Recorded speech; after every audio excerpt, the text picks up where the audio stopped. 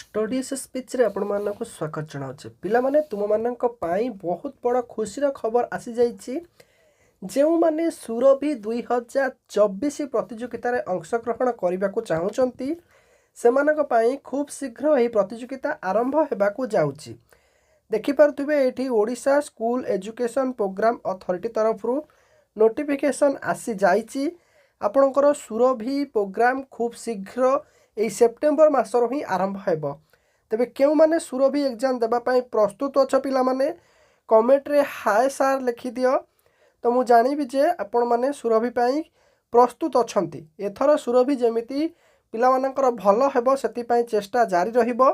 ता पूर्व आमर कोन अपडेट आसीची कोन थीम रहिबो केउ विषय वस्तु उपर एथर सुरभि प्रोग्राम चलिबो ताहा हमें देखि नबा देखंतु पिला माने मु अधिक डिटेल्स कहबा को चाहूनी केवल आमर जति इंपोर्टेंट टॉपिक अच्छी सेतिक आम डिस्कशन करबा एठी सुरभि 2024 रो महोत्सव शिशु महोत्सव हम कौटू ना 12 टू 14 नवेम्बर 2024 तीन दिन धरी हम भुवनेश्वर रे ता पूर्वरु स्टेट लेवल रे एवं आमर district level cultural level block level A सब हम तो तार थीम कौन रहिबो सबुठ गुरुत्वपूर्ण रही एथर विषय वस्तु रही ओडिशार लोककला ओडिशार लोकनृत्य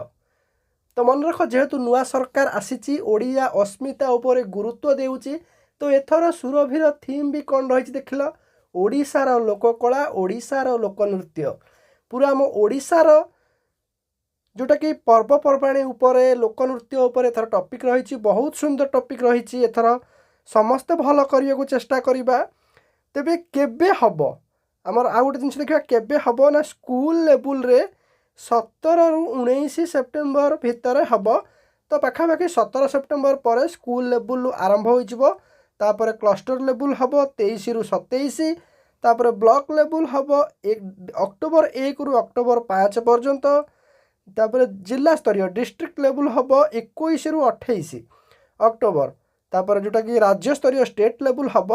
3 दिन पाई भुवनेश्वर 12 रु 14 पर्यंत तो पिला माने तुम माने जदि प्रकृत रे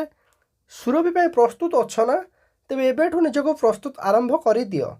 समय जितेबाला मिलूँ किसी समय फाँका समय सुरभि प्रस्तुत पाई समय दियो